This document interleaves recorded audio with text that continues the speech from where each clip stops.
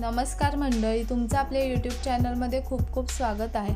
नेहमी नाश्त्यासाठी पोहे उपमा हे खाऊन कंटाळा येतो, तर नाश्त्यासाठी काय बनवायचं हा प्रश्न पडतो। तर आज आपण बनवणार आहोत थालीपीठ। तर चला सुरुवात करूया आपल्या आजच्या रेसिपीला। त्यासाठी आपल्याला लागणार आहे तांदळाचं पीठ, एक लाल कांदा, उलपात,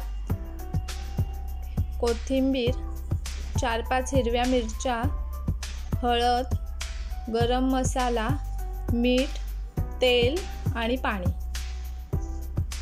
आता इथे आपल्याला कांदा बारीक चिरून घ्यायचा आहे। तर कांदा, उलपात, कोथिंबीर, हिरव्या मिरच्या हे सुरुवातीलाच मी धुवून घेतलेले होते। कांदा कापताना जर झोंबत असेल तर कांदा 5 मिनिटं पाण्यात भिजवून ठेवायचा आणि नंतर बारीक चिरून घ्यायचा आहे।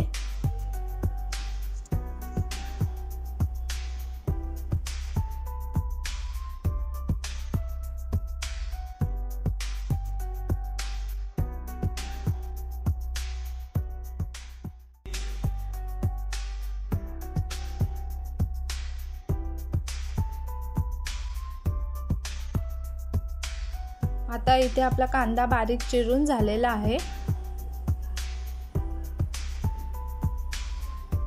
आता इथे आपल्याला मिरच्या कापून घ्यायच्या आहेत। इथे मी 4-5 मिरच्या कापून घेते।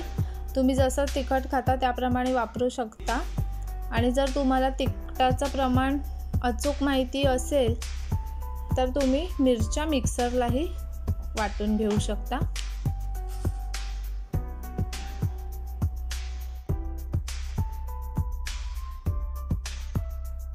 त्याचप्रमाणे इथे आपल्याला उलपात कापून घ्यायचे आहे।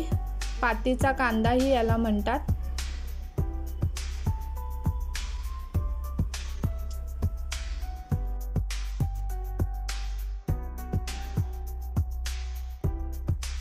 पातीचा कांदा घातल्यामुळे थालीपीठला चव छान येते।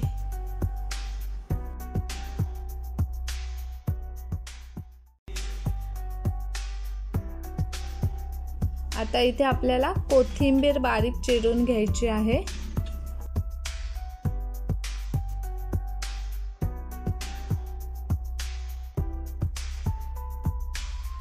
इथे आपले कांदा, कोथिंबीर, उलीचे पात, मिरच्या कापून झालेले आहे। इथे मी थालीपीठ बनवण्यासाठी 1.5 वाटी तांदळाचं पीठ घेतलेलं आहे। तुम्ही तांदळाच्या पिठाऐवजी भाजणीचे पीठही वापरू शकता।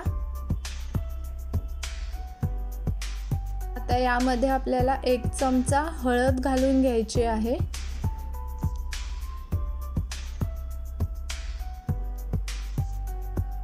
एक चमचा गरम मसाला घालून घ्यायचा आहे।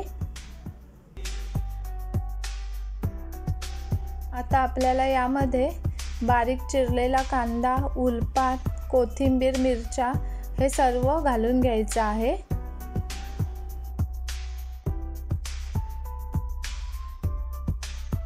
आणि आता वरून चवीनुसार मीठ घालून घ्यायचे आहे।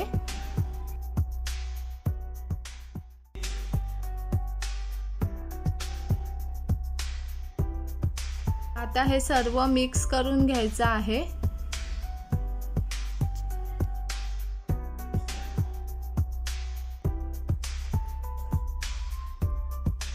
आता यामध्ये आपल्याला थोडं पाणी घालून मिक्स करून घ्यायचं आहे। एकदम पाणी ओतायचं नाही, नाहीतर पातळ होऊन जाईल।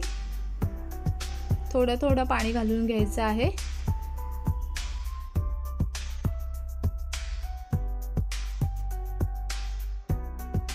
इथे मला 1 ग्लास पाणी लागलेले आहे।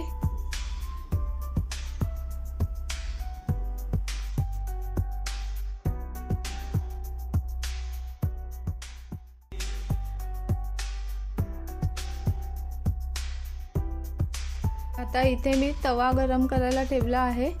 आता तेल घालून घेऊयात।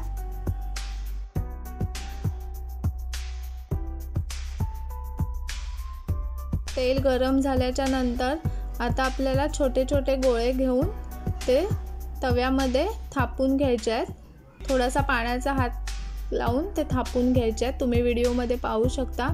तुम्हाला जर डायरेक्ट तव्यामध्ये थापायला जमत नसेल तर तुम्ही एखाद्या प्लॅस्टिकच्या पिशवीवरती थापून ते शिजायला ठेवू शकता।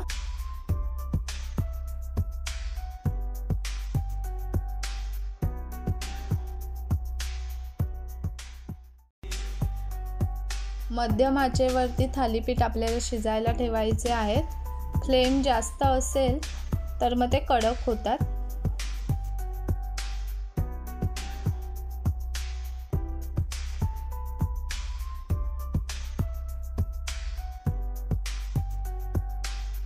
एक साइडने थालीपीठ शिजलेले आहेत।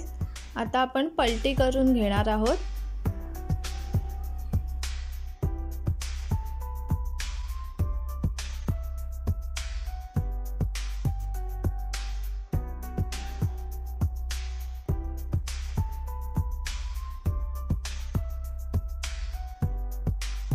पलटी करून झाल्याच्या नंतर थोडेसे बाजूने तेल सोडून घ्यायचे आहे।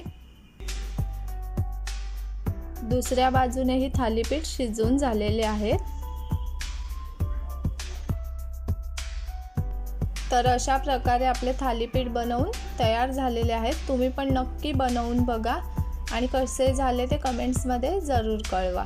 तर कसा वाटला तुम्हाला आजचा व्हिडिओ आवडल्यास लाईक, शेअर, कमेंट्स करा आणि हो, चॅनलला सबस्क्राईब करायला विसरू नका। Thank you for watching my video.